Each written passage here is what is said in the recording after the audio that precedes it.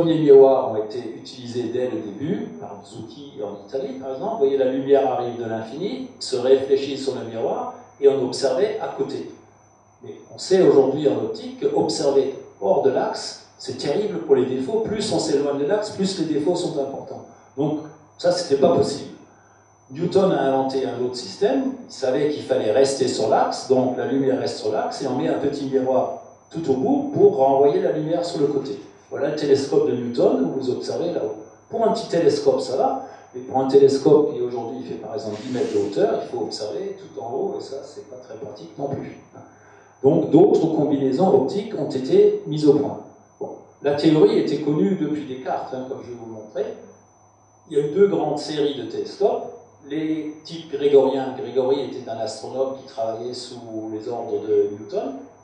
Vous avez donc la lumière qui arrive de l'infini sur un miroir primaire, le grand miroir, et elle est renvoyée vers un deuxième miroir qui, lui, la renvoie à la sortie. Donc on observe près du sol, sous le miroir primaire. C'est ce qu'on appelle la combinaison Grégori, où le secondaire est placé après le foyer principal.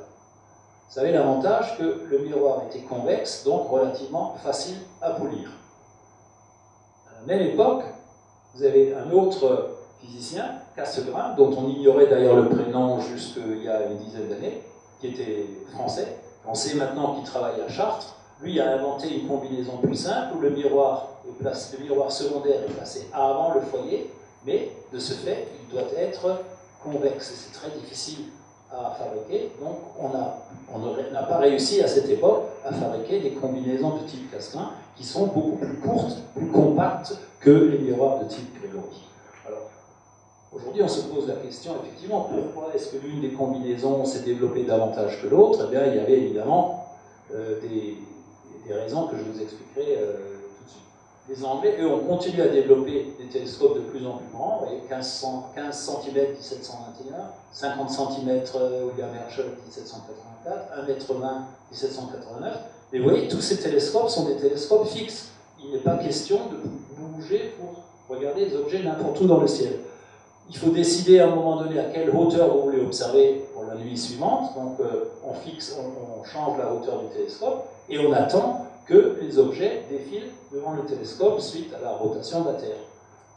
À l'époque, l'essentiel du travail des astronomes consistait à faire le catalogue des objets qu'on voyait dans le ciel. Donc on attendait qu'ils passent devant le télescope, on mesurait leur position exacte et on passait au suivant. Donc c'était pas trop gênant de ne pas pouvoir bouger le télescope, alors qu'aujourd'hui on veut observer plein d'objets différents dans la nuit, il faut pouvoir pointer n'importe où dans le ciel. Alors il y avait, comme vous le savez probablement par le livre d'histoire, une rivalité France-Angleterre, pas simplement dans le domaine de l'astronomie. Le vrai problème de l'époque, c'était comment mesurer la position des navires en mer, le problème de la mesure des longitudes. Et c'était les astronomes qui devaient trouver la solution. Donc il y a eu une rivalité franco-anglaise pendant de nombreuses années. Et pourquoi les télescopes sont-ils développés en Angleterre et pas en France? La théorie avait bien été développée en France par Descartes, dans le livre La dioptrique qui a été publié en 1637, dont on trouve encore des exemplaires aujourd'hui. Vous pouvez trouver toute la théorie, mais d'une part, il y a une question politique. Grégory en Angleterre était soutenu par Newton, qui était l'astronome royal, le grand astronome du pays. Et Cassegrain, comme je vous l'ai dit, était un illustre inconnu. C'est seulement il y a une dizaine d'années qu'on a, grâce à des recherches dans les archives, découvert que M. Cassegrain était en fait un professeur de physique dans un collège qu'on appellerait secondaire, aujourd'hui à Chartres. À l'époque, tous les physiciens faisaient des expériences dans tous les types de domaines, et être professeur de physique dans un collège était une fonction très honorable. C'est plus comme aujourd'hui. Donc M. Cassegrain a inventé la combinaison Cassegrain, mais comme il n'était pas soutenu politiquement et n'avait pas de relais à Paris, l'invention, si vous voulez, a bien été présentée à l'Académie des sciences, mais par des gens qui n'y comprenaient rien, et donc a été négligée jusqu'à ce qu'elle soit redécouverte au début du XXe siècle. Et comme je l'ai dit, il y avait des questions pratiques. Un miroir concave est plus facile, qui est celui qu'il faut dans la combinaison Grégori, est plus facile à polir. Donc ça explique en partie pourquoi les télescopes n'ont pas été beaucoup développés en France à cette époque-là. En Angleterre, il y a eu une course à la taille des télescopes de plus en plus grande pour observer des objets de plus en plus faibles. Vous avez un 1,82 m qui a été construit en Irlande en 1845. Cette photo a été prise il y a une quinzaine d'années. Vous pouvez toujours visiter le site de ce télescope aujourd'hui en Irlande. Ça a été un peu amélioré récemment parce que le tube commençait à rouiller. Mais vous voyez, toujours le type de télescope fixe que vous pouvez bouger en hauteur, mais non pas en angle horaire. Et ensuite, sont apparues, vers les années 1850, les premières montures équatoriales, c'est-à-dire où un des axes de soutien du télescope est parallèle à l'axe de rotation de la Terre, donc vous pouvez compenser le mouvement de défilement des astres par une simple rotation en sens contraire. Donc, ici, l'axe, ou là, l'axe de rotation représente l'axe de rotation de la Terre, et vous avez un deuxième axe perpendiculaire pour changer l'élévation du télescope. Le deuxième point de développement important, c'est qu'on a inventé ce qu'on appelle aujourd'hui un levier astatique qui permet de compenser la variation de la gravitation du poids sur le miroir lorsque vous dépointez le télescope à une position autre qu'à la verticale. Ça évite la déformation du miroir. Donc ça a été une grande invention. Tous ces miroirs étaient en métal, essentiellement en bronze, parce qu'on pensait à l'époque, même aujourd'hui, on dit qu'est-ce qui a le meilleur pouvoir réflecteur, vous répondrez un métal. Et le problème, c'est que d'une part, le bronze qui a été choisi parce que c'est facile à polir, c'est souple comme métal, c'est facile à polir, mais ça s'oxyde très vite et donc ça se déforme très rapidement avec les changements de température entre le jour et la nuit. Et donc l'invention de Foucault, qui est un astronome français, en 1857, c'était de prendre un miroir en verre, qui lui est beaucoup moins sensible aux variations de température, mais dont il faut augmenter le pouvoir de réflexion en ajoutant une légère couche d'aluminium ou d'argent à l'époque. Donc on prend un miroir en verre, on polie à la bonne surface, et on dépose dessus une couche de l'ordre d'un dixième de millimètre d'argent ou d'aluminium ou d'un autre métal pour augmenter le pouvoir réflecteur. Et c'est encore la technique qui est utilisée aujourd'hui, y compris pour les très grands télescopes. Donc il y a une remise, un renouveau d'intérêt pour les télescopes, puisqu'on sait maintenant faire des miroirs qui ne se déforment pas entre le jour et la nuit et qui ont un meilleur pouvoir réflecteur. Et ça a d'abord redémarré aux États-Unis dans les débuts du XXe siècle. Le 1,50 m au Mont Wilson en 1908, le 2,50 m en 1917 et le fameux 5 mètres du Mont Palomar qui pendant longtemps a été le plus grand télescope qui a été mis en service en 1948.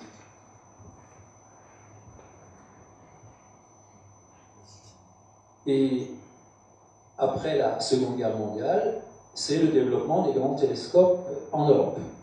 Bon, il y a ici, pour mémoire, le 4 mètres de l'observatoire de Kitt-Peak aux États-Unis, mais vous avez le 3,60 m de l'ESO, donc l'observatoire européen austral au Chili, 1977, un 3,60 m allemand en Espagne, le télescope franco-canadien à Hawaï en 1978. Donc tous ces télescopes sont des télescopes de classe 4 mètres de diamètre, et donc vous voyez que la monture a considérablement évolué. Il y a toujours l'axe de rotation de la Terre qui est représenté ici, mais le télescope est maintenant dans une monture à fourche pour que la gravité ne déforme pas d'un côté plutôt que de l'autre. Il est placé de façon symétrique autour de l'axe de rotation de la Terre qui est évidé. Et une grande nouveauté qui est apparue en Union soviétique en 1974, c'est le 6 mètres russe, et vous remarquez ici que les axes de rotation sont différents. Il y a un axe vertical et un axe horizontal. On appelle ça une monture alt-azimutale, qui est celle qu'on utilise aujourd'hui pour les théodolites, mais vous ne pouvez plus compenser la rotation de la Terre aussi simplement qu'avec un axe équatorial. Donc il faut constamment changer les deux angles. Et ça, ce n'est possible qu'avec l'apparition des ordinateurs qui pilotent la position du télescope en temps réel. À cette époque, c'était un exploit de réussir un télescope de ce type-là. Et les Anglais ont suivi avec le 4,20 m qui est actuellement aux Canaries en 1988. Donc, on a des télescopes de la classe 4 mètres, ça permet de voir plus loin, mais comme vous le savez, les astronomes veulent voir toujours de plus en plus loin, et donc la question se pose, comment est-ce qu'on fait pour voir encore plus loin des objets plus faibles? On a fait quelques progrès dans les miroirs, mais ce n'est pas pour autant qu'on sache forcément fabriquer des miroirs plus grands. On a fait des progrès dans les détecteurs. Voilà un détecteur CCD, un système à transfert de charge. C'est ce que vous avez en petit dans vos caméras ou dans vos appareils photo. Ce qu'il faut voir, c'est que par rapport à la plaque photo dont l'efficacité était de 3%, qu'est-ce que ça veut dire 3%? Ça veut dire que sur 100 photons qui arrivent sur la plaque photo, seulement 3 étaient vraiment détectés et transformés en courant électrique derrière. Avec les CCD, c'est 80 à 90%. Donc vous détectez pratiquement tous les photons qui arrivent sur votre détecteur. Il n'y a plus grand-chose à gagner. Donc le seul moyen de gagner pour avoir plus de photons, c'est d'augmenter la surface collectrice et donc d'aller vers des télescopes encore plus grands. Et le problème, c'est que, je ne vais pas vous lire toute la théorie ici, le problème, c'est que si vous voulez augmenter le diamètre du télescope tout en conservant la rigidité du verre, il faut que l'épaisseur augmente au cube. Donc vous arriveriez à des masses de verre absolument gigantesques. Et donc la masse de la mécanique autour pour tenir pareil, le dôme qui sera d'autant plus grand, et donc finalement le coût du télescope devient prohibitif. Donc les progrès pour aller vers des télescopes plus grands après la série des 4 mètres demandaient de trouver des solutions techniques différentes pour alléger le miroir. Alors, il y a 3 types de solutions qui ont été développées en parallèle en Europe et aux États-Unis, et a priori on ne savait pas laquelle marcherait. L'expérience a prouvé finalement que toutes les 3 ont bien fonctionné. Chacune a des avantages et des inconvénients. La première technique, c'était d'utiliser la même chose que ce qui a été fait pour le Mont Palomar, le 5 mètres du Mont Palomar, c'est-à-dire que le miroir, il n'est pas plein. La structure du miroir est une structure en nid d'abeille où il y a du verre que dans les interstices ici, et simplement par-dessus, vous avez une couche de verre de quelques millimètres d'épaisseur qui vous donne la qualité optique et la réflectivité souhaitée. Donc vous allégez le miroir parce que ce n'est pas un miroir plein, c'est un miroir en nid d'abeille, hein, comme la structure des réservoirs de miel dans les ruches. L'autre solution, c'est de dire, puisque un miroir, pour être rigide, doit être petit, eh bien, je vais fabriquer mon miroir de grand diamètre en assemblant des segments de petit diamètre. Donc, eux peuvent être relativement minces pour être rigides. Le problème, c'est que, sur le papier, c'est très bien, mais pour obtenir la forme du miroir, qui peut être parabolique ou quasi-parabolique, il faut que cette forme soit précise à une fraction de millimètre. Et donc, il faut pouvoir ajuster, d'une part, tailler individuellement chacun des miroirs à la forme souhaitée, et ensuite les ajuster les uns aux autres avec une précision meilleure que la fraction de millimètre. Et quand je dis fraction de millimètre, c'est une petite fraction. La physique vous dit, pour faire de l'optique en phase, il faut être à une fraction de longueur d'onde. On travaille dans le domaine visible, la longueur d'onde, c'est un demi-micron, demi-micromètre. Donc il faut ajuster la position relative des différents segments à une fraction de micromètre. Et il faut que ça tienne pendant toute l'observation, quelle que soit la position du télescope que vous observez dans le ciel. C'est un problème technique intéressant et qui a été finalement résolu grâce à des capteurs piézoélectriques qui contrôlent constamment la position respective des interfaces entre les différents segments. Bon, le télescope de Keck à Hawaï a été construit sur ce modèle-là. Il y en a d'autres. Ici, c'est le 10 mètres Hobby et Berlin au Texas. Il y en a un en Afrique du Sud sur ce modèle-là. Et le dernier en date a été construit en Europe, aux îles Canaries, par les Espagnols. Et la troisième solution a été développée par l'Observatoire européen austral en se disant, bon, puisqu'on n'arrive pas à fabriquer un miroir suffisamment rigide, eh ben, faisons-le carrément léger, comme une voile, mais contrôlons en permanence la forme du miroir grâce à des actuateurs mécaniques qui sont sous le miroir. Donc, vous voyez ici le miroir du 8 mètres 20 du VLT, l'épaisseur du miroir, elle est là, vous voyez là, 17 cm. Et toute cette structure et ces connexions mécaniques sont les actuateurs, c'est-à-dire des doigts mécaniques qui soutiennent le miroir et dont la position permet de modifier la forme du miroir comme c'est nécessaire. Ici, dans le VLT, il y a 150 actuateurs qui contrôlent la forme du miroir en permanence, y compris pendant le transport du miroir qui a été fabriqué en Europe jusqu'à l'observatoire au Chili. Le contrôle était en permanence dans le caisson, dans le bateau. Parce qu'évidemment, si vous arrêtez de soutenir le miroir pendant le transport, il va tout simplement casser. Donc c'est absolument fondamental que le support soit permanent. C'est ce qu'on appelle l'optique active. Alors, optique active, vous avez le dessin ici, les supports, et comment est-ce que vous contrôlez la forme du miroir? Simplement, vous allez observer une étoile brillante, donc vous voyez la lumière qui arrive de l'infini, tombe sur le miroir primaire, revient sur le miroir secondaire, et est renvoyé sur le côté, ce qu'on appelle aujourd'hui le foyer Nasmyth, auquel vous avez l'instrument. Et entre-temps, vous avez un petit miroir qui prélève une petite partie de la lumière pour aller dans l'analyseur de fond d'onde, donc l'analyseur d'image, qui donne les ordres à l'ordinateur pour corriger la pression, pour rétablir la qualité d'image. Et du fait que cette qualité d'image est contrôlée en permanence, finalement, cette solution, par rapport aux deux autres que je vous ai décrites précédemment, cette solution donne la meilleure qualité d'image parce que vous contrôlez en permanence tout, y compris les déformations thermiques, la défocalisation et d'autres effets qui étaient négligés jusqu'à présent.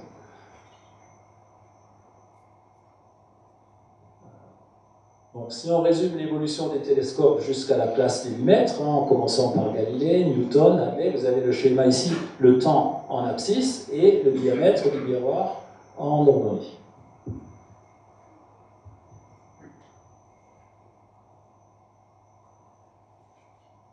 Donc là, on arrive à 1,20 m, et si je continue après 1900, voilà les autres, que je vous ai décrit tout à l'heure. Donc maintenant, on est à un télescope de la classe 8 mètres, et il faut aller plus loin.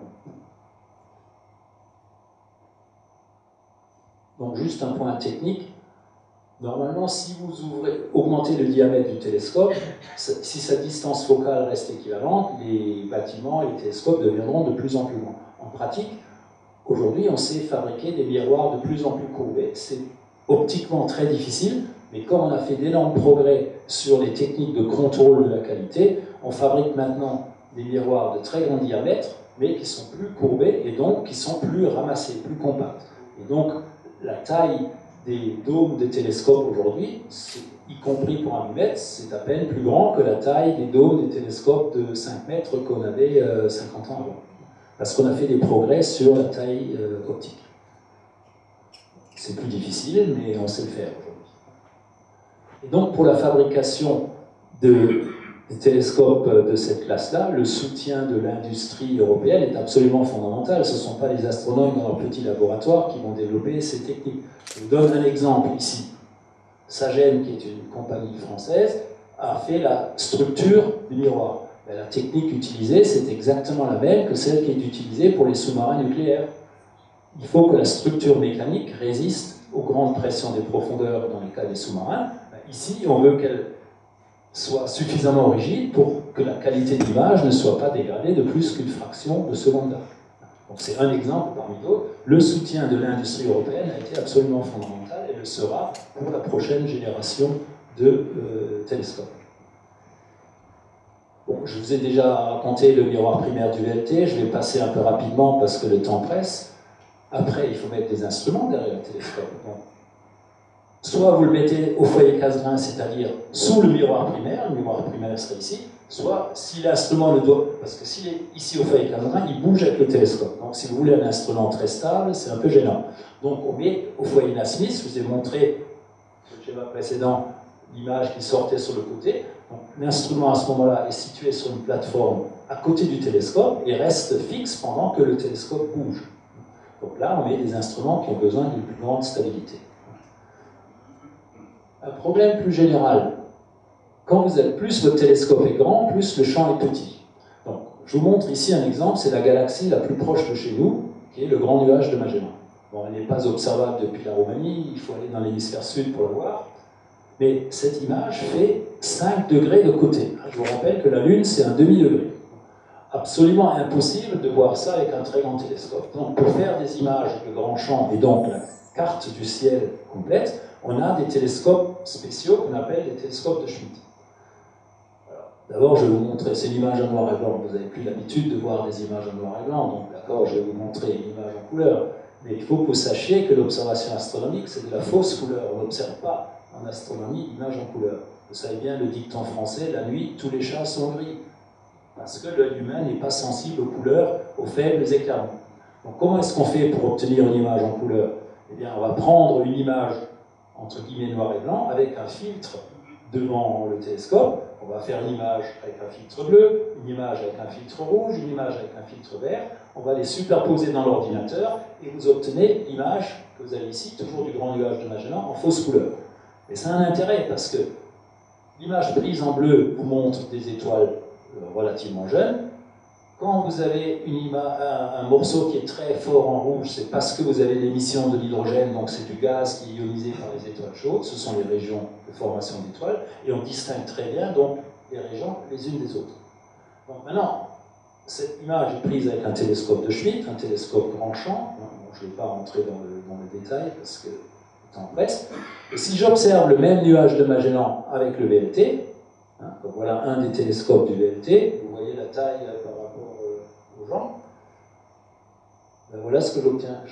J'ai un tout petit morceau du grand nuage de Magellan, mais je vois évidemment beaucoup plus de détails sur la structure du gaz. Vous voyez les bulles ici qui sont des enveloppes de gaz qui ont été éjectées par les étoiles au cours de leur vie. On voit beaucoup plus de détails. Prendre un autre exemple, voilà le milieu interstellaire. Vous avez des étoiles en formation qui ont été formées dans des nuages de poussière. Là, il y a des restes de poussière ici. Et la partie en rouge, c'est l'hydrogène qui est chauffé et ionisé par les étoiles chaudes qui se trouvent derrière le nuage de poussière. Voilà un nuage que tous les astronomes amateurs connaissent bien, qui est appelé la tête de cheval. Donc voilà l'image prise avec un télescope de 2 mètres, en l'occurrence le télescope dans l'Observatoire français de Haute-Provence. C'est tout simplement de la poussière qui cache les étoiles chaudes qui se trouvent derrière. Si j'observe la même chose avec le 8 mètres de VLT, bon, c'est pas moi, ce sont des collègues qui l'ont fait, vous voyez, ça ressemble beaucoup plus au monstre du Loch Ness qu'à un cheval, parce que vous voyez en fait beaucoup plus de détails sur la structure du gaz. Donc effectivement, un grand télescope permet aussi de voir plus de détails. Bon, maintenant, on veut aller voir plus loin, c'est-à-dire plus faible. Donc la question se pose, faut-il construire un télescope plus grand au sol, ou faut-il envoyer un télescope dans l'espace? Vous avez tous vu les images spectaculaires du télescope de Hubble, qui n'est qu'un télescope de 2,40 m, mais l'intérêt c'est qu'il est en dehors de l'atmosphère, donc il a une qualité d'image qui est inférieure au dixième de seconde d'arc. Et comme le flux limite détectable est proportionnel à la qualité d'image divisée par le diamètre, on voit bien qu'un 2,40 m dans l'espace est à peu près équivalent à un télescope de 40 mètres au sol, où la qualité d'image est limitée non pas par le télescope, mais par la turbulence atmosphérique. Donc le problème, c'est un problème de coût, un problème d'opportunité, et surtout, pour prendre la dernière ligne ici, comme l'atmosphère n'est pas transparente partout, si vous voulez aller observer dans l'ultraviolet ou dans l'infrarouge, là vous êtes obligé d'aller dans l'espace. L'idée c'est que tant qu'on peut s'en passer, on le fera parce que ça coûte beaucoup plus cher d'aller dans l'espace que de travailler au sol, et surtout dans l'espace, il n'y a plus de navette spatiale, on ne saura pas réparer. Donc c'est un problème aussi. S'il n'y avait pas eu la navette spatiale, le télescope Hubble ne nous aurait pas donné toutes les belles images qu'il nous a données parce qu'il y avait un défaut à corriger dès le début. Bon, alors tiens. Voilà. Donc, 2 projets. Le télescope géant de, disons, 30-40 mètres, ou bien faire un télescope pour remplacer le télescope spatial quand il sera en fin de vie, c'est-à-dire d'ici quelques années. Alors, avant d'aller jusque-là, je vais quand même vous montrer qu'on peut encore progresser au sol. D'une part, en utilisant l'infrarouge. Vous voyez, ça c'est la photographie de ce qu'on appelle un nuage de Bock. C'est un petit nuage de poussière qui se trouve dans notre galaxie et qui cache les étoiles qu'il y a derrière. Une image prise en visible. Si je prends la même image en infrarouge, vous voyez, on voit les étoiles parce qu'on peut traverser la poussière. Tant que la quantité de poussière est relativement limitée. Donc ça permet de voir les étoiles qui se lèvent. C'est exactement la même image. Cette étoile-là est en dehors du champ, mais vous voyez, ces deux-là ici, ce sont ces deux-là. Et puis là en bas, les 3, c'est ici. Donc l'image en infrarouge est légèrement plus petite parce que la taille des détecteurs infrarouges est plus petite pour l'instant que la taille des détecteurs visibles. Et les étoiles sont formées dans les cocons de poussière, on le sait, à cause des images que nous ont fournies Hubble, par exemple. Mais on peut faire un petit détour. On propose l'évolution des télescopes optiques, mais on peut passer par la radio parce que les ondes radio pénètrent la poussière. Donc, le nouvel interféromètre qui est en train d'être mis en service au Chili, à l'ESO, ALMA, permet de voir à travers la poussière. Donc, c'est un réseau de radiotélescopes, cette fois, qui travaille donc à des longueurs d'onde millimétriques et non pas micrométriques, et qui est installé dans un site à 5200 mètres d'altitude. Vous voyez ici la photo avec le volcan Licancabur au fond, et qui devrait permettre de détecter les molécules dans le milieu interstellaire. Donc revenons à l'optique. Comment peut-on améliorer la qualité des images au sol? Là, on peut essayer de corriger la turbulence atmosphérique. D'une part, en allant sur un site qui est suffisamment élevé et où la turbulence est réduite au minimum. On sait aujourd'hui que c'est le cas dans les montagnes et les volcans qui sont au milieu de la mer.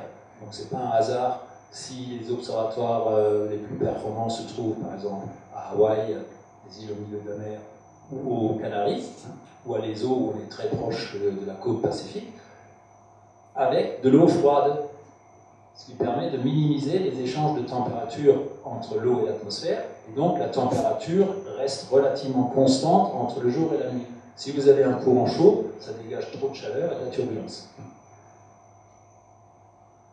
Je passe sur les étapes intermédiaires. Donc, la technique la plus prometteuse aujourd'hui, c'est ce qu'on appelle l'optique adaptative, qui permet de compenser la turbulence atmosphérique. La raison pour laquelle les images des télescopes au sol sont mauvaises, ce n'est pas à cause de la qualité des télescopes, c'est à cause de la turbulence atmosphérique. Et les astronomes amateurs parmi vous le savent bien, quand vous observez des petits télescopes, vous voyez votre image bouger et vous voyez la scintillation à l'œil nu, c'est le résultat de la turbulence atmosphérique.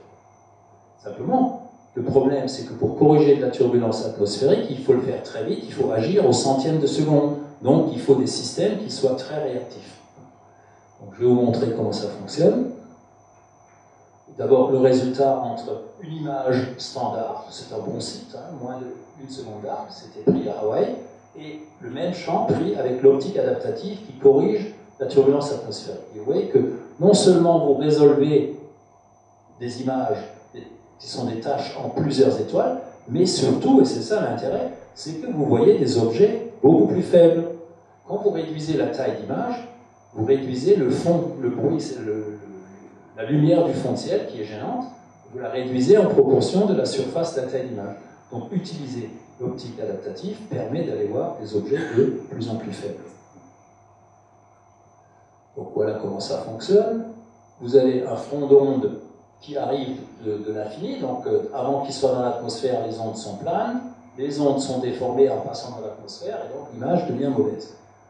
Maintenant, je vais faire une image intermédiaire de ces ondes déformées sur un petit miroir qui est lui-même déformable. Donc vous comprenez bien que si je peux déformer ce miroir exactement en sens inverse de la déformation qui a été infligée à l'onde par l'atmosphère, eh bien, je vais compenser la déformation. Alors, pour ça, il faut évidemment faire une analyse d'image. Donc, on va prélever une partie de l'image, comme tout à l'heure je vous montrais dans l'optique active, mettre dans l'analyseur de fond d'onde, l'ordinateur va calculer la déformation qu'il faut afficher, et il va intervenir sur le petit miroir intermédiaire. Lorsque c'est mis en route, voilà, vous allez corriger à la sortie, vous retrouvez une onde plane comme vous aviez au début. La seule différence par rapport à ce que je vous disais tout à l'heure pour le miroir principal, c'est que là, il faut agir au centième de seconde, et donc il n'est pas question de déformer le miroir primaire de 8 mètres. On est obligé de faire une image intermédiaire et de travailler sur un petit miroir déformable. Donc ça, c'est le principe de l'optique adaptative. Pareil, il faut, comme ça a été demandé tout à l'heure, il faut mesurer la déformation. Donc comment est-ce qu'on fait? Eh bien, il faut une source brillante dans le ciel, on prend une étoile brillante s'il y en a une dans le champ, on mesure la déformation qui est apportée à l'onde et on corrige en conséquence. Oui, seulement des étoiles brillantes, il n'y en a pas partout dans le ciel. Donc en général, à l'endroit où vous observez votre petite galaxie faible, vous ne trouvez pas d'étoiles. Peu importe, on va fabriquer une étoile artificielle. Donc ça c'était bon, je peux vous montrer le résultat, je passe. On fait une étoile laser. On va tirer avec un laser sur la couche de sodium qui se trouve à 80 km d'altitude. Ça fait une étoile artificielle qu'on va utiliser pour analyser l'atmosphère. Évidemment, ça fait une machinerie un peu lourde dans les sous-sols du télescope, mais ça fonctionne. Donc on fabrique une étoile artificielle à 80 km d'altitude pour permettre de mesurer l'effet de l'atmosphère entre 80 km et le sol. Alors voilà un résultat important qui a pu être obtenu grâce à l'optique adaptative. Vous savez que l'un des objectifs principaux des astronomes actuellement, c'est de détecter et d'étudier les planètes autour des étoiles autres que le Soleil, ce qu'on appelle les planètes extrasolaires. Et voilà une des premières images d'une planète extrasolaire. D'une part, l'étoile a été cachée ici pour ne pas être éblouie par sa lumière. C'est une observation faite en infrarouge avec optique adaptative.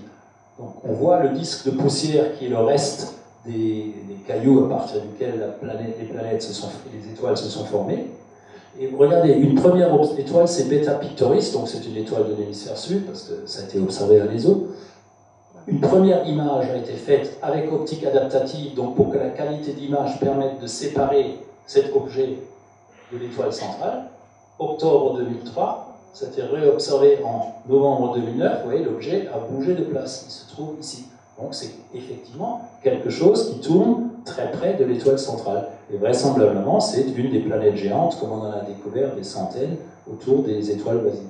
Et c'est une des premières images. Alors, l'image, ça ne suffit pas. Maintenant, il faut faire l'analyse physique, et c'est une des raisons pour lesquelles on a besoin des très grands télescopes dans le futur.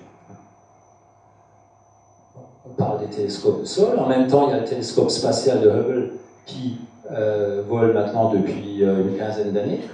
Il a introduit, bien qu'étant petit, 2,40 m, une nouvelle technique qui est d'utiliser dans le plan focal. Ça, c'est donc là où se placent les images. Souvent, vous avez un instrument qui utilise une toute petite partie du champ. Par exemple, ici, c'est la caméra à haute résolution. Elle n'utilise que cette petite partie du champ. Donc, pour ne pas laisser perdre la lumière qui vient dans le reste du champ, on a mis 4 autres instruments, ou 4 points, 2 spectrographes, un imageur, pour utiliser tout le champ. Alors évidemment, ces autres instruments n'observent pas le même objet que l'objet central.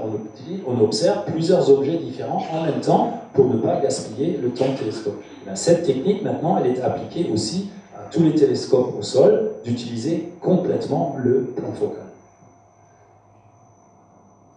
Donc, prenons l'exemple d'une image obtenue par le télescope spatial. On atteint des magnitudes 29-30. Je vous rappelle que la limite de l'œil humain, c'est magnitude 6. Chaque fois que vous augmentez de 2,5 magnitudes, ça veut dire que vous avez un facteur 10 fois plus faible. Donc vous pouvez calculer combien de fois plus faible on va avec le télescope spatial. Donc voilà, typiquement un champ observé par le télescope spatial. Vous voyez plein de petites galaxies qui ressemblent à la nôtre, sauf qu'elles sont extrêmement faibles parce qu'elles sont beaucoup plus loin. Donc, avec le télescope spatial, on peut très bien faire l'imagerie de ces galaxies, mais on ne peut pas en faire la spectroscopie, c'est-à-dire faire l'analyse physique de leur contenu. C'est pourquoi on a besoin maintenant de très grands télescopes au sol, ou dans l'espace si c'était possible, mais pour l'instant ça n'est pas, pour faire la spectroscopie des objets qui sont détectés par Hubble. Donc, le télescope spatial d'une part et les grands télescopes au sol sont tout à fait complémentaires. Donc, je passe. Donc, on en vient maintenant au projet de très grands télescopes au sol, pour par exemple faire la spectroscopie des objets que je vous montrais tout à l'heure, soit les exoplanètes, soit les galaxies très belles. Bon, ça a commencé par un projet de télescope de 100 mètres de diamètre, carrément, l'Observatoire européen austral. Vous avez vu tout à l'heure la technique des miroirs segmentés. À partir du moment où on sait faire un miroir avec 80 segments différents, ben on peut aussi, au lieu de 80, passer à 900 segments.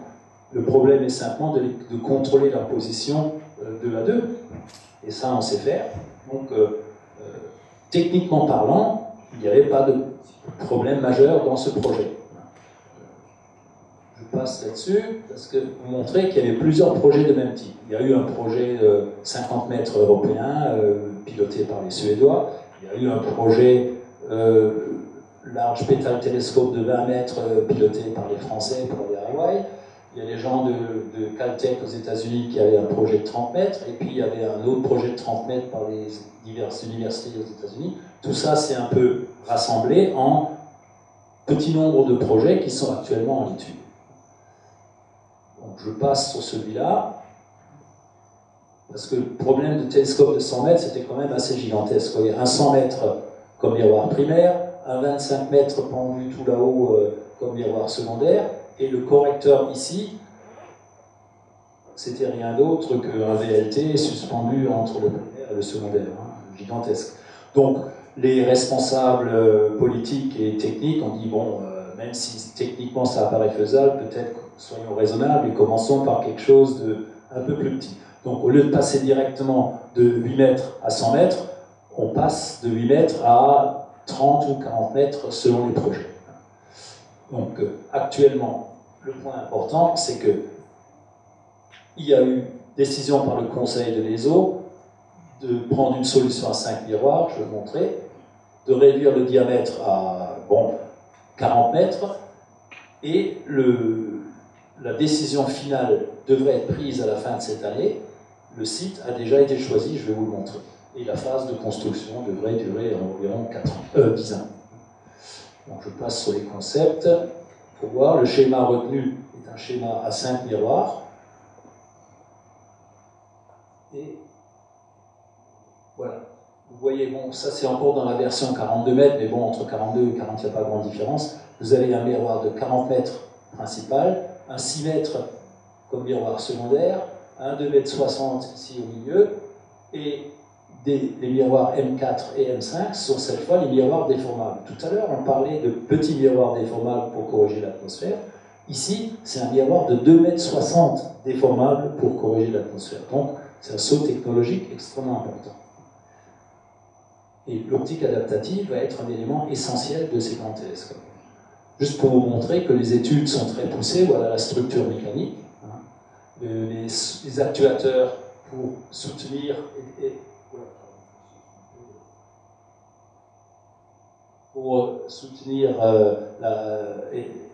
ajuster la qualité optique du miroir en permanence. Et voilà le dôme. On revient à des dômes relativement classiques, c'est-à-dire plutôt circulaires pour mieux résister au vent, mais qui sont complètement ouverts parce que depuis le VLT, on sait maintenant, contrairement à ce qu'on faisait dans le passé où on protégeait le télescope du vent, maintenant l'idée de laisser passer le vent sur la surface du miroir, ça améliore la qualité d'image parce que ça évacue la chaleur résiduelle qu'il y avait sur les bords du miroir. Donc on diminue la turbulence locale. Je vais vous montrer qu'il y a plein d'instruments qui sont à l'étude. Hein. On peut les représenter dans un diagramme qui vous donne par exemple la résolution du spectrographe en fonction de la longueur d'onde. Vous voyez que tout le domaine est quasiment couvert. Évidemment, tous ces instruments ne seront pas construits en même temps, les uns après les autres. Ils sont disposés aux deux foyers Nasmyth. Hein. Le télescope se trouve au milieu, donc un foyer Nasmyth d'un côté pour les instruments qui n'ont pas besoin d'optique adaptative, et un foyer de l'autre côté avec les différents instruments qui auront besoin d'optique adaptative et des lasers pour les étoiles artificielles. Il y aura 6 lasers pour fabriquer des étoiles artificielles de façon à corriger les images en temps réel. Et vous voyez un petit problème intéressant, c'est que la couche de sodium à 80 km d'altitude, elle a une certaine épaisseur. Donc l'image artificielle, elle ne sera pas ponctuelle, elle sera allongée. Et voilà ce que donne l'image artificielle dans le champ du télescope. Donc il faut tenir compte du fait que l'image de référence n'est pas ponctuelle. Dans quel site mettons au télescope? Évidemment, on veut un site où il n'y a pas de nuages, mais ça c'était ce qu'on faisait il y a 100 ans. Aujourd'hui, on est beaucoup plus sensible, comme je vous l'ai dit tout à l'heure, à la qualité d'image. Donc on choisit les quelques sites qui sont maintenant connus où la turbulence atmosphérique est réduite au minimum. Et donc il y a eu 2 campagnes de sélection des sites, une par les Européens, une autre par les Américains, où on s'est partagé le travail. Voilà quelques-uns des sites qui ont été étudiés. Vizcachas, Paranal, c'est au Chili. Paranal, c'est là où se trouve aujourd'hui le VLT. Vizcachas, c'est à côté de là où se trouvaient les premiers télescopes d'Atlas 4 mètres. Macon, c'est un site de l'autre côté des Andes en Argentine, où on est un peu moins sensible aux tremblements de terre. Et ça sont 2 sites en Europe qui ont été étudiés, les îles Canaries et un site de référence au Maroc, dans le Hogar, aux portes du Sahara.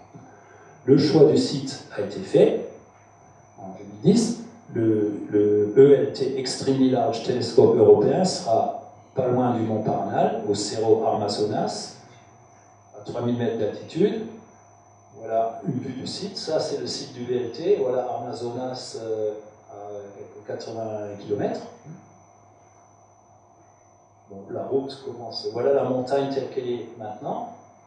Et il va falloir aplanir la montagne pour y installer le télescope. Et voilà ce que ça devrait donner une fois que les travaux seront commencés. Alors, les travaux d'aplanissement de la montagne commenceront en janvier 2014. Il faudra un certain nombre d'années pour terminer le travail. Alors, quel est le contexte international? Évidemment, les Européens ne sont pas les seuls à avoir un projet de très grand télescope. Il y en a en fait 3. Donc, le Extremely Large Telescope European dont je vous ai parlé. 14 pays membres pour l'instant. Il y aura d'autres pays qui rejoindront le projet. C'est comme au supermarché, on vous le fait pour 999 millions. Ce sera un peu plus que ça, probablement. Le télescope Magellan géant, Giant Magellan Telescope, qui est l'équivalent d'un 22 mètres, je vous le montrerai dans la diapo suivante, un peu moins cher, parce que lui, comme les premiers télescopes de Herschel, ne bougera pas partout dans le ciel. Et le projet des Caltech, donc ceux qui ont fait le télescope Keck, plus des partenaires au Canada et au Japon, le 30 Meter Telescope, qui, lui, sera à Mauna Kea, à Hawaï. Donc tous ces 3 projets sont au même stade de développement, les études sont quasiment finies, on commence à collecter l'argent nécessaire, et partout, il y en a plus de la moitié, mais il n'y a pas encore la totalité. Vous voyez, le concept du Giant Magellan Telescope, c'est non pas un grand télescope unique, mais 7 miroirs de 8 mètres, puisque les 8 mètres, c'est ce qu'on savait faire dans la génération précédente, mais contenus dans une monture unique. Et cette monture ne se déplacera pas partout dans le ciel, donc ça limite les contraintes mécaniques. Et il sera placé à l'observatoire de Las Campanas au Chili, où se trouvent déjà d'autres télescopes de la même institution. Et le 30 mètres, lui, américain, sera placé à Hawaï, et ce sera un miroir segmenté, comme le télescope européen d'ailleurs, dans une coupole à Hawaï. Alors, on peut se poser la question, évidemment, pourquoi on veut faire tous ces grands télescopes? Il y a plein de projets, je vais en mentionner que 3 qui sont les programmes clés qui ont conduit à lancer ces projets-là. D'une part, chercher autour des étoiles extrasolaires des planètes de type terrestre. Toutes les planètes qu'on a détectées jusqu'à présent sont des planètes de genre Jupiter, c'est-à-dire des planètes gazeuses, massives, mais situées très près de leur Soleil. Ce diagramme vous montre ici la masse de l'étoile avec le Soleil masse unité comme référence, et la distance à laquelle se trouve la planète. Notre Terre, elle se trouve autour du Soleil, et à une distance unité. C'est par définition l'unité astronomique, c'est la distance de la Terre au Soleil. Et vous voyez, cette zone bleue, c'est ce qu'on appelle la zone habitable, la zone dans laquelle on pense que les planètes extraterrestres pourraient abriter de la vie. C'est la zone dans laquelle l'eau est sous forme liquide. On comprend très bien, parce qu'on a étudié le système solaire de notre propre Soleil, si vous êtes trop près du Soleil, donc ici, voilà Mercure ou Vénus, dans cette zone trop proche, il fait trop chaud, l'eau s'évapore et ne peut pas rester sous forme liquide. Dans la zone plus loin à l'extérieur, il fait trop froid, l'eau se trouve sous forme de glace. Donc il y a une très petite zone, une très petite distance du Soleil dans laquelle l'eau peut se trouver sous forme liquide, dans laquelle on pense que la vie peut se développer. Évidemment, il n'est pas impossible que la vie puisse se développer sous des formes complètement différentes, mais pour l'instant on ne le sait pas. On se base sur ce qu'on connaît sur Terre, que la vie doit se développer en présence d'eau liquide. Et donc, vous voyez, si vous cherchez autour d'étoiles qui sont moins massives que le Soleil, et qui sont donc moins lumineuses, eh bien, vous pouvez vous approcher davantage de l'étoile pour avoir de l'eau liquide. Et autour de cette étoile en particulier, Gliese 581, les techniques actuelles ont permis de détecter plusieurs planètes, certaines très proches, mais une ou l'autre qui pourrait se trouver dans la zone liquide. Donc, l'idée est de chercher d'autres planètes de ce type et surtout de pouvoir les étudier pour voir est-ce que, par exemple, on y trouve de l'oxygène ou est-ce qu'on y trouve du méthane, type de gaz qui serait une conséquence de présence de vie. Donc la recherche de vie extraterrestre est un des grands projets scientifiques avec les très grands télescopes. Le deuxième programme clé, c'est d'étudier les étoiles individuelles dans les galaxies voisines de la nôtre. Voilà, ici vous avez une image prise de l'hémisphère sud. Vous voyez la Voie lactée, hein, c'est notre propre galaxie. Et à côté, vous avez les deux nuages de Magellan, le grand nuage et le petit nuage, qui sont les deux galaxies les plus proches de chez nous, mais dont la composition chimique est complètement différente. Donc il s'agit d'étudier le gaz et les étoiles dans ces galaxies proches pour voir en quoi la composition chimique différente influe sur l'évolution. Et le troisième type de projet, c'est d'étudier les galaxies que je vous ai montrées tout à l'heure, dont les images ont été prises par le télescope de Hubble. Et bien, en fait, il faut en faire la spectroscopie, donc l'analyse chimique, et pour ça, il faut aussi de très grands télescopes. Donc voilà des champs pris par Hubble de plus en plus profonds. Vous voyez, il y a partout des galaxies de plus en plus faibles, de formes diverses, qui ont été formées aux origines de l'univers, en tout cas il y a très longtemps, et dont il s'agit d'étudier les propriétés.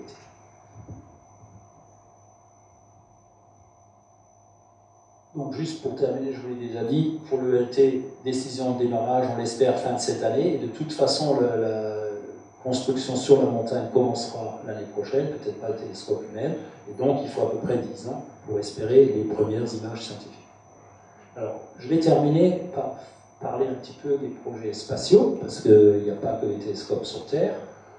Cette diapo vous montre l'ensemble des télescopes de type astronomique qui ont été lancés, sont actuellement en service ou seront lancés par l'Agence spatiale européenne, du point de vue astronomique pour étude des objets lointains ou pour étudier les objets du système solaire. Je vous rappelle par exemple, il y a SOHO qui est actuellement autour du Soleil, le Solar Orbiter, il y a un projet de Mars Express pour 2018, il y a la sonde Cassini qui tourne toujours actuellement autour de Saturne, etc. Le prochain satellite à venir, c'est Gaia. Je ne vais pas m'étendre parce que je n'ai pas le temps de le faire. C'est un télescope qui va mesurer avec précision la position de toutes les étoiles de notre galaxie. Et quand je dis précision, 25 milliards de secondes, ce qui équivaut à mesurer l'épaisseur d'un cheveu à la distance de 800 km. Donc ça nous permettra d'avoir la structure en 3 dimensions de notre propre galaxie et de comprendre comment elle s'est formée. Mais il n'en aura pas d'image, il y en aura trop, ce sera simplement un catalogue de tous les objets détectés avec une précision de position extrême. Pour faire ça, il faut une mosaïque de CCD. Vous avez ici un ensemble d'une centaine de CCD qui couvrent 1 mètre de côté. Donc, ça, vous voyez, c'est la mosaïque de détecteurs de ce satellite, qui sera lancé, on l'espère, le 20 novembre prochain. Donc c'est bientôt.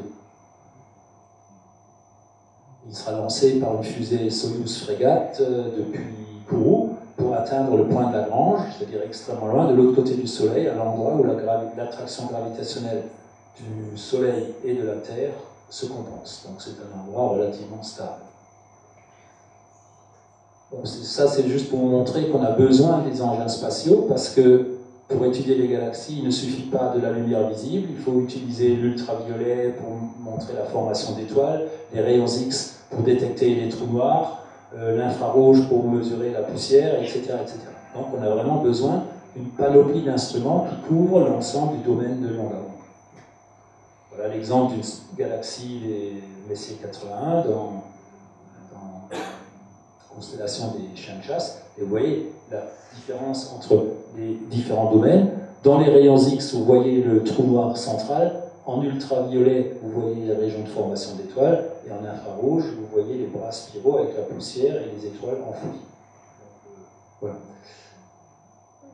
Eh bien, le prochain télescope spatial, c'est JWST, en James Webb Space Telescope, qui s'appelait avant Space Infrared Telescope. C'est un télescope de 6,50 m qui doit être lancé dans l'espace. Forcément, à 6,50 m, on ne peut pas avoir un miroir unique. Il est forcément segmenté. Et les miroirs seront dorés parce que c'est le métal qui a le meilleur pouvoir réflecteur dans l'infrarouge.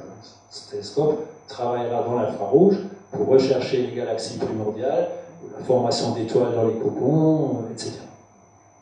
Donc voilà, tous les segments du JWST sont déjà fabriqués, ils sont recouverts d'or, comme je l'ai dit. Et voilà le satellite tel qu'il devrait être déployé. Ouais, seulement avant d'être déployé, il faut d'abord le lancer. Et pour le lancer, il faut arriver à le faire rentrer dans la coiffe d'une fusée. Le lancement est prévu en 2018, donc les études sont déjà bien en cours. Mais voilà comment il devrait être placé dans la coiffe de la fusée. Après, le vrai problème, ça va être de le déployer. Bon, moi, je vais avoir un petit problème aussi pour le déployer, mais je pense que je vais arriver à vous le montrer. Petite animation. Un petit instant.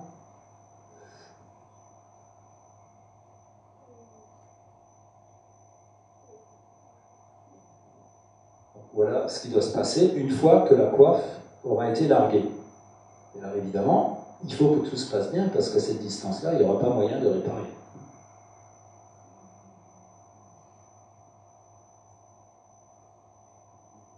Donc déploiement des panneaux solaires qui en même temps protègent de la lumière directe du soleil. Et puis après, il faut que le miroir s'ouvre.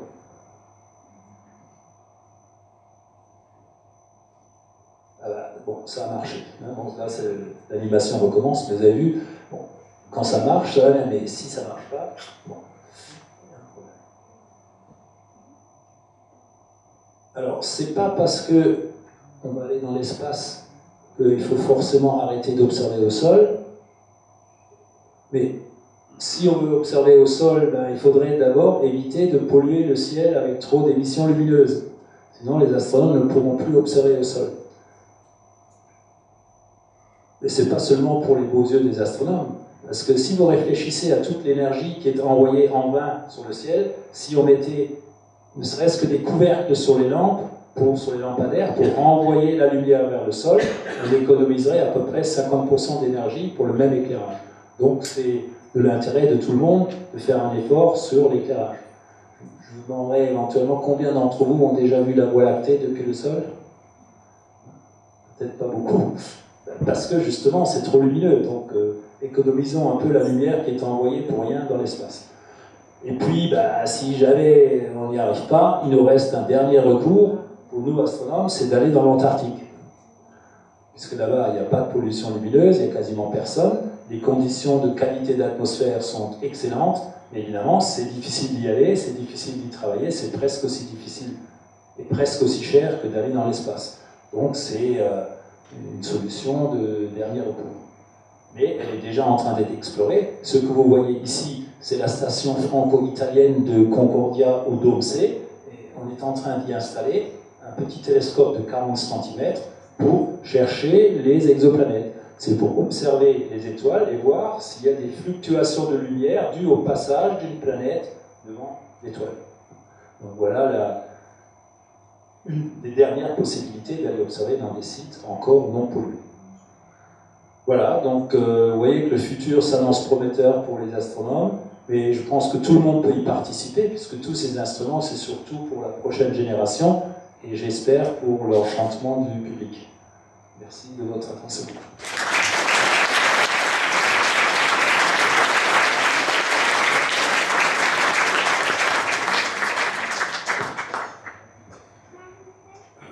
Bien sûr, je suis ouvert aux questions. J'ai quelques collègues ici dans la salle qui se font un plaisir de nous compléter, puisque nous sommes tous un peu des spécialistes, nous ne connaissons pas tout.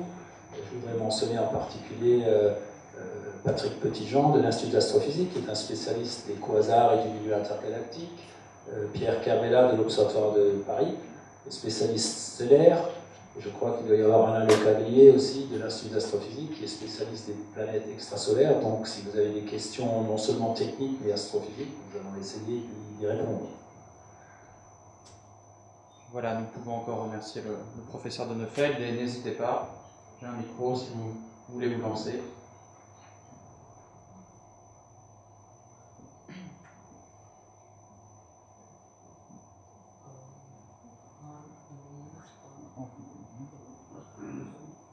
Also, have questions in English, it's no problem if you like. Cred că mai bine românul ca să fiu mai...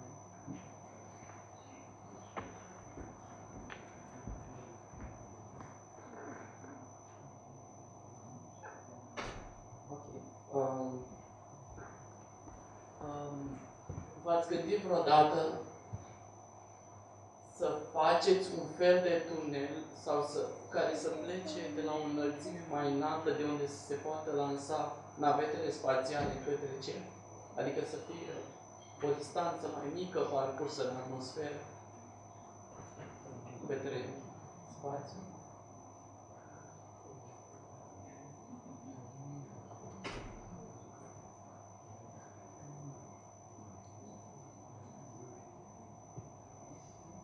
Je pense que ce serait techniquement très difficile et beaucoup plus cher, parce que aller plus loin, la plus haute montagne sur la Terre, c'est de 8000 et quelques mètres. Hein.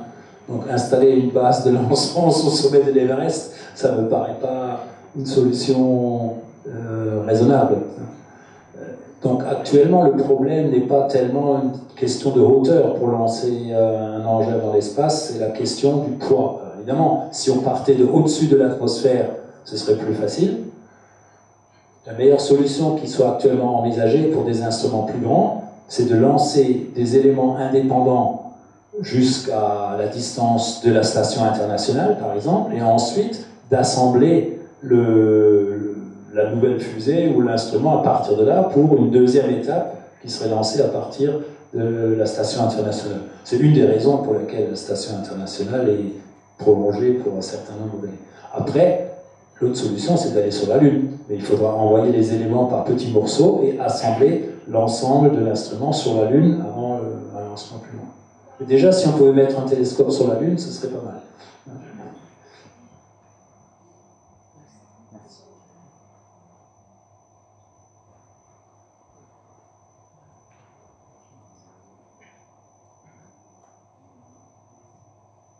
May I ask in English, please? May I ask in English? In English. En anglais, en fait. Can you study you said that you're going to use those telescopes to study the atmospheres of exoplanets. Can you study the atmosphere of planets around the red dwarfs, or do you need bigger stars? No, probably the planets could be observed around any star. Around a dwarf may be easier because the main problem is that the light from the parent star is too bright. So it's difficult to see a faint object close to a bright star. The contrast usually between a solar type star and the exoplanet is a factor of 10 billion. So if you have a brown dwarf, for instance, the contrast is only 100 million, but it's still quite large. So the question is, first of all, can you separate the image of the planet from the star? And that's why we need telescopes of at least 30 or 40 meters, so that the angular resolution is enough to separate the star from the planet. And you need adaptive optics to do that. And then, if you have enough light, you can do a spectrum of that planet, and that's exactly one of the main purposes of the extremely large telescopes.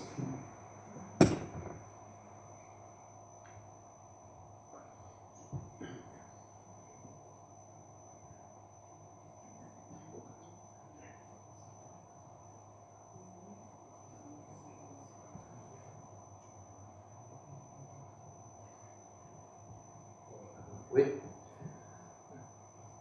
Est-ce que vous avez connaissance de projets de développement d'éventuels réseaux de radiotélescopes, projet européen, je parle? Oui, c'est un autre projet. Moi, je n'ai parlé ici que des télescopes optiques, mais c'est vrai qu'il y a de grands projets du côté des radiotélescopes également, et en particulier, je suppose que vous faites allusion au Square Kilometre Array, qui est le grand réseau de radiotélescopes qui est développé actuellement dans un consortium mondial, mais pour l'instant, l'Europe est un petit peu moins présente. C'est surtout l'Australie et l'Afrique du Sud et les Américains. Mais la raison est pragmatique. On ne peut pas tout faire en même temps. Donc au niveau européen, il a été décidé de donner d'abord la priorité aux très grands télescopes optiques et après on participera mieux au square kilometre array. Il n'est pas possible de financer en même temps 2 ou 3 très grands projets de ce type-là. C'est un problème de finance. Merci beaucoup. Bonsoir, je veux vous demander si la Roumanie est parte du projet Extra Large Telescope. Pour l'instant, non, mais c'est tout à fait possible parce que l'ESO recherche des partenaires supplémentaires. Donc j'ai entendu dire lors de la conférence que nous avions cette semaine que la Roumanie va probablement demander à accéder à faire partie de l'ESO. Je pense que ce serait une très bonne chose et à partir de ce moment-là, vous serez automatiquement partenaire du très grand télescope. Mais je pense qu'il n'est pas nécessaire d'attendre que la Roumanie soit officiellement membre de l'ESO.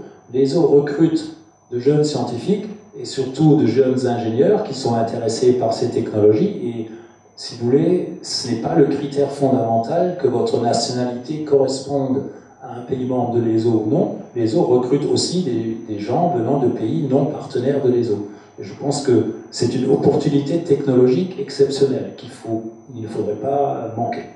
Donc n'attendez pas que la Roumanie soit membre de l'ESO pour éventuellement demander à... Vous pouvez aller à l'ESO en tant qu'étudiant, en tant que fellow, en tant qu'astronome, en tant qu'ingénieur, même si votre pays n'est pas membre de l'ESO.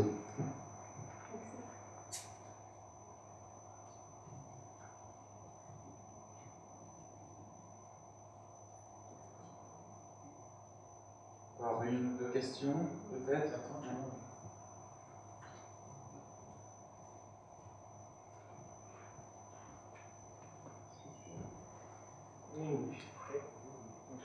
With this very extra large telescope, you'll be able to see light on other planets, extra solar system planets. I know we can see now the atmospheric composition of these exoplanets because of the light emitted from the atmospheric revolution, and we also will be able to see, I know it's an article now, to see there is a civilization there about the light emitted to the moon of that planet. And with this very extra-large telescope, we can see, I don't know, it's a more complicated, evolved life than Earth or, I don't know. Well, the main idea is precisely to be able to detect the light from this exoplanet, to make spectroscopy and detect elements. In fact, because I was not talking about exoplanets, but there are already a few cases where spectroscopy of exoplanet has been done, because in the cases when the exoplanet is passing in front of the star and is big enough so that the light of the star is absorbed, some colleagues of mine at the Institute of Astrophysics have made spectra of the star, and when the planet is passing in front, they see a deep absorption in one or two elements corresponding to what is in the atmosphere of that planet.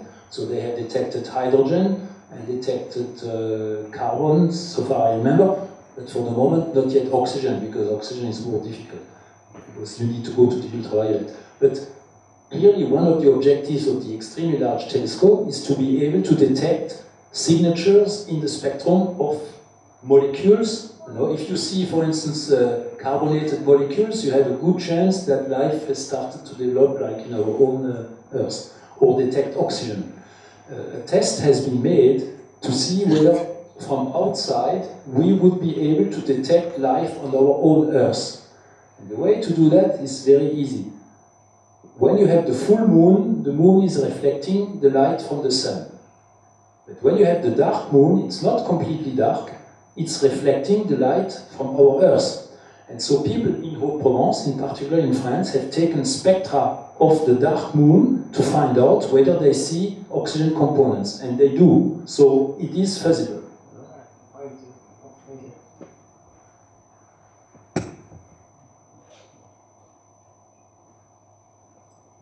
Une dernière question. On s'arrête là. Ah.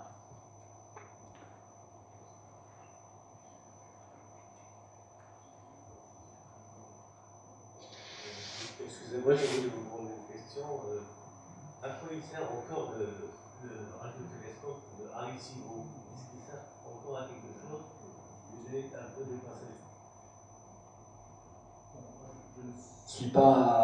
J'ai observé avec le télescope d'Arecibo, mais je ne suis pas spécialiste de la radio. Le problème actuellement, c'est que le télescope d'Arecibo, c'est toujours le plus grand télescope radio au monde, au point de vue surface collectrice. Simplement, son pouvoir de résolution est quand même malgré tout limité, et donc les interféromètres radio commencent à avoir des performances qui dépassent Arecibo. Mais le problème d'Arecibo actuellement, c'est plus un problème de financement qu'autre chose. Quand on n'arrive plus à tout payer, il faut commencer à regarder où est-ce qu'on peut couper avec le moins de dommages. Il y a toujours des dommages, mais dans certains endroits, c'est moins important. Donc les Américains ont décidé de cesser de financer Arecibo pour développer les interféromètres. Mais ils pourraient encore être utiles. Vous savez, il faut être raisonnable. En astronomie, on nous pose la même question dans le domaine optique. Vous voulez l'ELT, qu'est-ce que vous allez fermer à la place? Pourtant, les petits télescopes ont toujours leur utilité. La preuve, c'est que la quasi-totalité des exoplanètes ont été détectées par des télescopes de 2 mètres. La détection, je ne parle pas d'études physiques. Donc, on peut très bien spécialiser les petits télescopes ou les radiotélescopes dans certains domaines et utiliser chaque télescope là où, dans le domaine où il est le meilleur. Les petits télescopes ont encore un avenir devant eux.